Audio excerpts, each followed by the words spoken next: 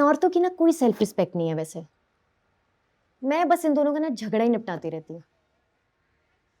और वो जो शौहर साहब हैं जिन्होंने छुप के शादी की है, उन्होंने दूसरी वाली को पहली शादी के बारे में बताया ही नहीं हुआ। बस एक मासूम से परिंदे की तरह वो बैठ जाते हैं, लेकिन उनकी ईगो देखने वाली है, आसमान छू रही होती है। खैर तुम बताओ। वो मैंने तुम्हें एक डिवोर्स डीड की कॉपी ईमेल की थी, तुमने देखी? अच्छा सॉरी यार, मेरा फोन साइलेंट पे था, मैंने देखा नहीं। कोई बात नहीं, उसकी वेरिफिकेशन करवानी है। तुमने कोई नया केस पकड़ लिया? यार मैंने तुम्हें कहा भी था कि पाकीज़ा के केस के अलावा तुम्हें किसी और चीज में एंगेज होने की जरूरत नहीं है। मतलब तुम जुबैर के साथ अपने पेंडिंग हनीमून पे जाओ यार। मतलब वो बेचारा सब कुछ कैंसिल करके इसी उम्मीद में बैठा हुआ है कि पाकीज़ा के ट्रायल के बाद तुम दोनों को घूमने शूमने जाओगे। मतलब नई शादी ना तुमने बिल्कुल पुरानी कर ली इन चक्करों में। डिवोर्स डीड भी काफी पुराना है।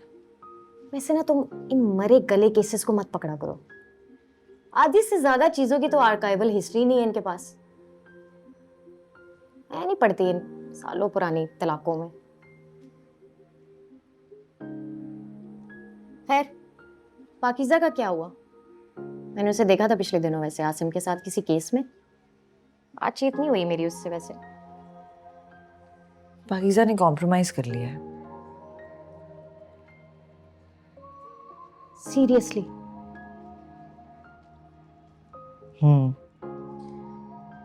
कॉम्पनसेशन पे मान गई यार वो। अकबर भाई का बस चले तो मुझे पिंजरे में रख लें अपने कबूतरों की तरह। कहते हैं एक ही तो बहन है मेरी, ऐसे थोड़ी ना हमने रुखसत कर देनी है।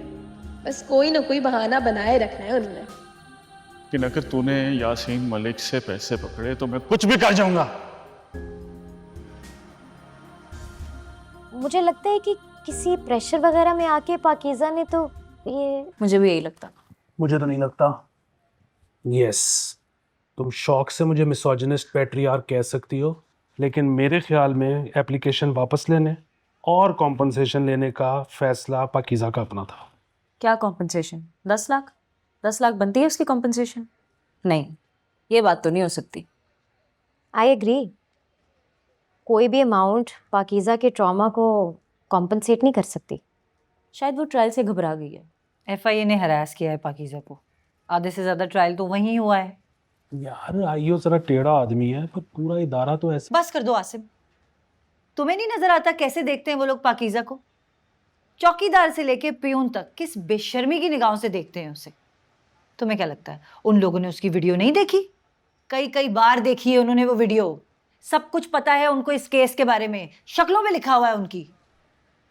यार ये तो कल्चर है, किसी एक दफ्तर में तो ऐसा नहीं हो रहा ना। अच्छा जी, तो अब कल्चर को रूटीन समझ के हम नॉर्मलाइज कर देते हैं। वाह क्या आर्ग्यूमेंट है तुम्हारा। मैंने ये नहीं कहा, अगर तुम मेरी बात को गलत इंटरप्रेट करो तो उसके बारे में मैं कुछ नहीं कर सकता। यार हम सबका मसला ये है कि हम आपस में लड़ना शुरू कर देते हैं, असल बात बीच में ही रह जाती है। हाँ सुंबल, असल बात बीच में रह गई है, हीरोइन चकमा दे गई है। यार अब मैं तुम्हारी इस बात को, इस कमेंट को कैसे इंटरप्रेट करूं? This is not fair. इसमें अनफेयर क्या है? हम उसके वकील हैं, मैं उसके साथ आ जा रहा हूं, उस एफआईए के अफसर के मुंह लग रहा हूं, और उसने बगैर हमें कॉन्फिडेंस में लिए, बगैर हमें बताए डील कर ली। अब तुम इसको फेमिनिज्म का मसला बना लोगी। ये मेरा कोई मर्द क्लाइंट करता तो मैं उसको भी यही कहता कि ये अनफेयर है। काश कि तुम ऐसा करते, लेकिन तुम ऐसा नहीं कहोगे क्योंकि वो तुम्हारा क्लाइंट मर्द होगा। ये तुम गलत कह रही हो। मैंने भरपूर सपोर्ट किया पाकीज़ा को अपने पर्सनल रीजंस की वजह से।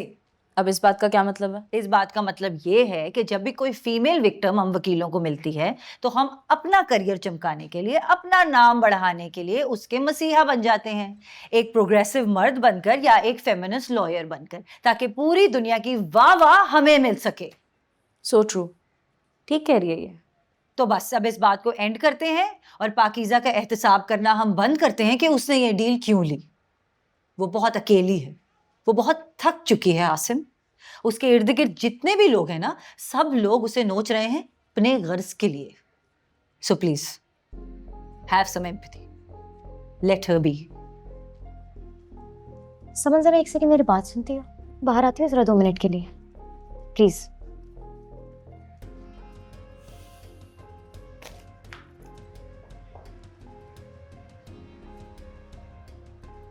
ये जो तुमने मुझे भेजी है डिवोर्स की, क्या मिली नहीं?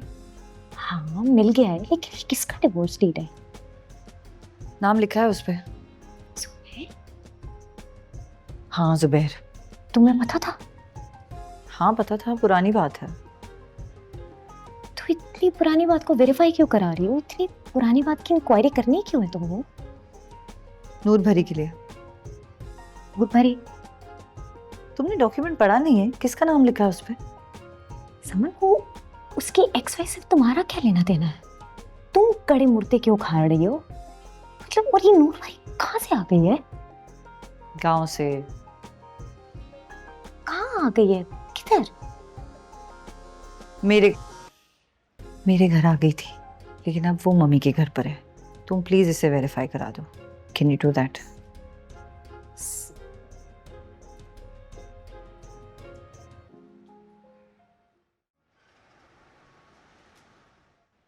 आना चाहिए था उसूली और कानूनी तौर पे आपके हस्बैंड को।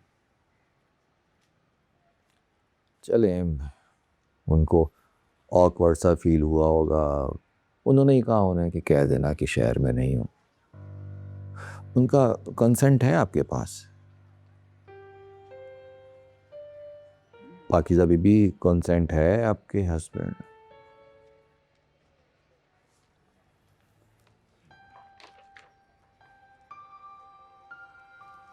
अल्फिया भेज दिया उसने भी फटाफट।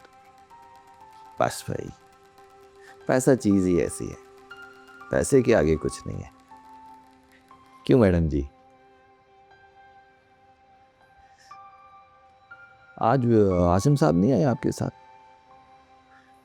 देखें जी, मैंने तो जो पाकीज़ा बीबी ने अपनी मर्जी जाहिर की आपके सामने ही, वो और फिर जो मुद्दई ने डिमांड की मैंने आगे पहुंचा दी। डर लगता है ना उस दिन की तरह फिर आसिम साहब फोन ही ना करा दें। आइए आइए यासीन साहब, आज अस्सलाम वालेकुम जी। वालेकुम अस्सलाम। बैठे। अस्सलाम वालेकुम। वालेकुम। ज्यादा टाइम लगने वाली बात? सॉरी। ज्यादा टाइम लगने वाली बात ही नहीं है। आप सबके दस्तखत चाहिए हल्फनामे पे, फिर हम एक कॉन्ट्रैक्ट तैयार करा लेंगे कि मुफाहमत हो गई और दरख्वास्त अल्लाह भला करे विड्रॉ कर ली मुद्दई साहब ने। आपने कंपनसेशन देनी है। अब ये हमारी जवाबदीद पे है कि कितनी शो करानी है डॉक्यूमेंटों में। वैसे यासीन साहब, बेहतर तो शो कराना ही होता है। कल को कोई क्लेम ना कर ले कि हमें रकम वसूल नहीं हुई है। आप इनके बारे में नहीं कह रहा, एमी जनरल बात कर रहा हूँ। तो यासीन साहब, आप रकम जो है वो ऑनलाइन भेजेंगे या कैश? जो आपका हुक्म सरकार। नकद भी हो सकते हैं, कहेंगे तो ऑनलाइन भी हो जाएगी, अभी पेमेंट हो जाएगी। खुदा न खास्ता दिल में कोई बेईमानी तो है ही नहीं, हक हलाल की कमाई है। शुक्र है खुदावन पाक का। माशाअल्लाह माशाअल्लाह। तो सबको ही अल्लाह का शुक्र अदा करना चाहिए कि सबको कुछ ना कुछ मिल गया जो उसे चाहिए था। तो समझ जी, फिर दस्तखत करवाएं राजीनामे पर, हैं जी? बिस्मिल्लाहिर्रहमानिर्रहीम। ये पाकीज़ा बीबी, एक साइन इधर नीचे, एक अगले पेज पे। बिस्मिल्लाह। अल्लाह का शुक्र है। हाँ पाकीज़ा बीबी, दस्तखत